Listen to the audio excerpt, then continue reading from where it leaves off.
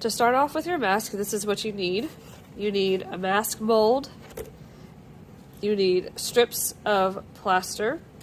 You need a water bowl designated for sculpture, and clay, not for paint. Okay, so we like to keep those separate when we're in class.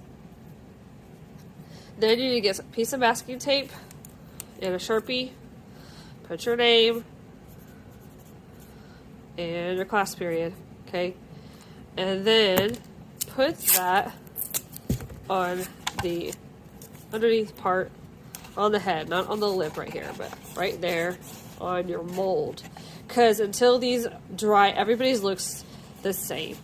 Okay, until we really start making them different. So set that to the side.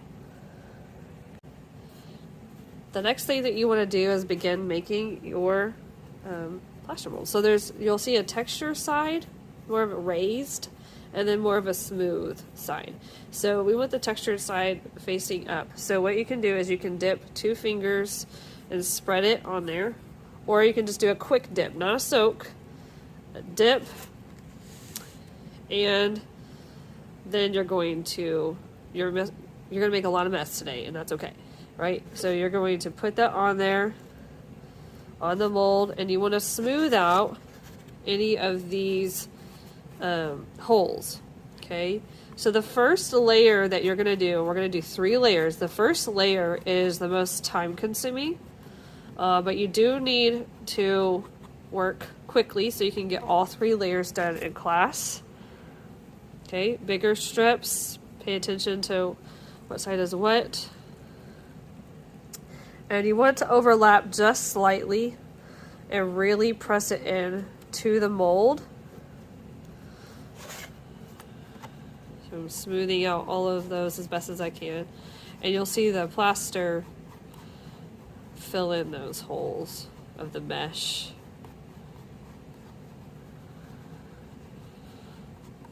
So notice I overlapped just a little bit, and I'm just gonna, a quick dip. Please do not leave the strips hanging out in the water bowls. Go over here, press it in, make sure there's no air bubbles or gapping. Press it into the mold.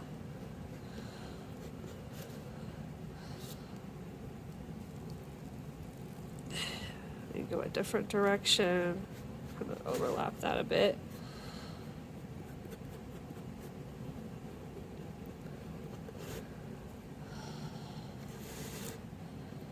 You just continue on this process.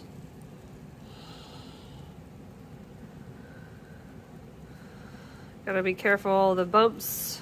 If you need to, use the designated scissors to cut smaller strips. Work that around that form. Again, smoothing your bumps, wrinkles. No wrinkles, no gaps. It's also a good idea to have a couple small strips ready to go, so that if you left any mistaken, open spots like I did there, you can just place that right over it without overlapping it too much, at least on that first layer. There's another one on the eyebrow.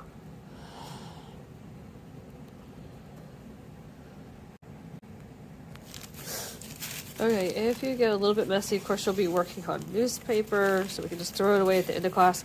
As it is meeting the end here, you want to go ahead and cover the end, because if you want to add on this lip or this ledge, you can always trim it, but it's really great for like adding extra feathers or top pieces that you plan on doing. You can use it to attach those pieces. So make sure that you don't just end right there. It also gives it a little bit sturdier of an edge, that you are covering over that lip there. And you want to make sure that you're overlapping it so it's connected, so it's not ending at the seam.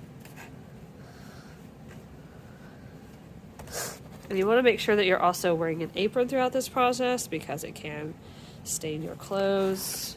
Difficult to get out. going through the chin, add a little bit of water. Smoothing all those air bubbles. Making sure there's a little to no wrinkles if you can help it.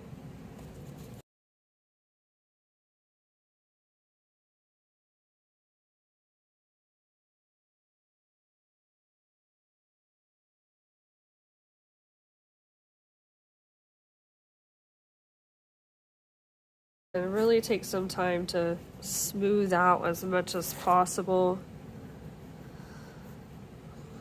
Add a little bit of water to your finger, not your whole hand, just a finger or two. Get that top part.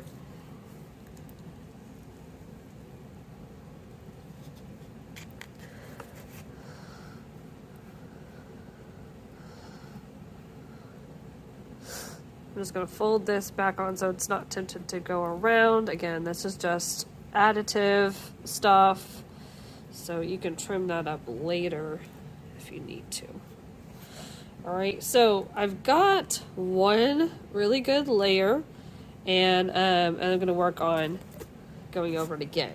So when you go over it a second time, you want to make sure that you're trying to go a different direction. So most of the time I went horizontal with the strips. Now I'm going to go more vertical as much as I can with the strips on the second layer. Whichever layer you start doing first, just make sure you do kind of opposites. So kind of like weave.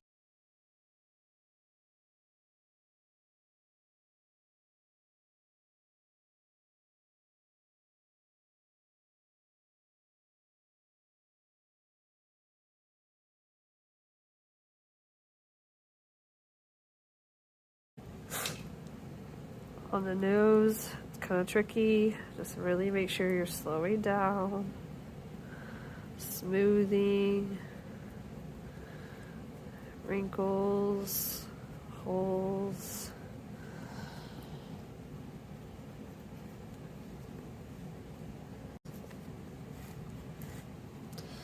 Okay, so I've just about got my second layer covered.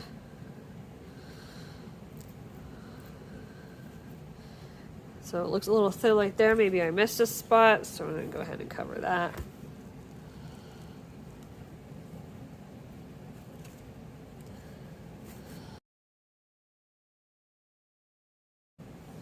If you have to refill your bowl, and make sure that your hands are completely dry when you reach into the community pile of the strips that have already been cut. Otherwise, you are going to make a huge mess. So use the designated sculpture scissors and cut yourself a couple pieces while your hands are dry that may need to be a little bit smaller or more narrow or whatever that you think you might need before you really start adding water to your strips. So I've done 2 layers so far.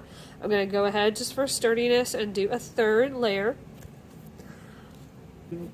Do more layers, it does become easier. Just make sure that you are really smoothing that out. We are not going to take the time to smooth it out later on with sandpaper. So you have to do the best you can do with just the strips. And you're going to really want to work as efficiently as possible to get it done in one class period.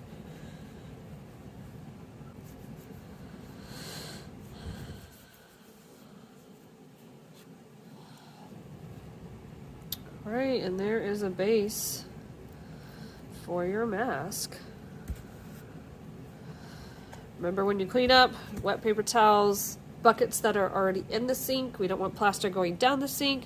Do what you can in your water that's at your table. Get all the plaster off. And then you're going to want to use soap and water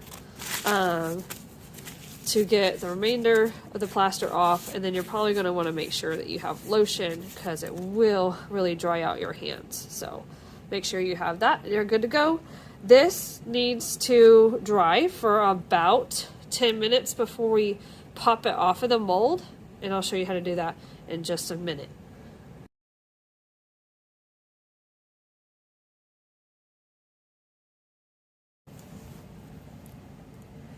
Okay, so you can either let this dry 10 to 15 minutes. It usually sets up within that time frame. Or you can just wait till the next class period to remove the mold. But what you're going to do is you're going to take your mold, your mask, and kind of loosen up these edges here, and you'll begin to see that it will pull away. So mine is obviously still a little moist inside. I've only let mine dry for about 10-15 minutes.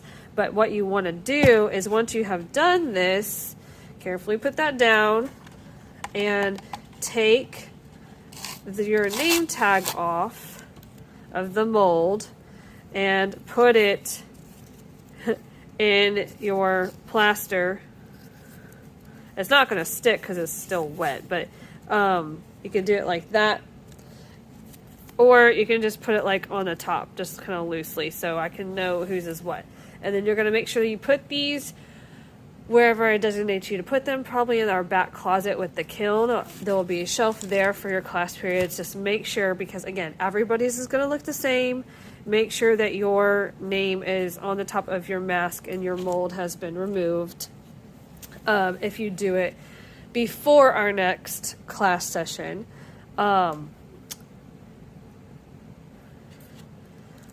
Or you can wait till the next day and do it then. So like if I didn't want to end up using anything connecting from the chin necessarily, it's real easy to trim off what you don't want for your mask. And if you know that ahead of time, like, then obviously you don't have to do it, but maybe I want some hair, but I don't necessarily want it on the chin. Okay. Then you can do it that way, and this would be easier to do if it was a little bit drier. All right, there you have it.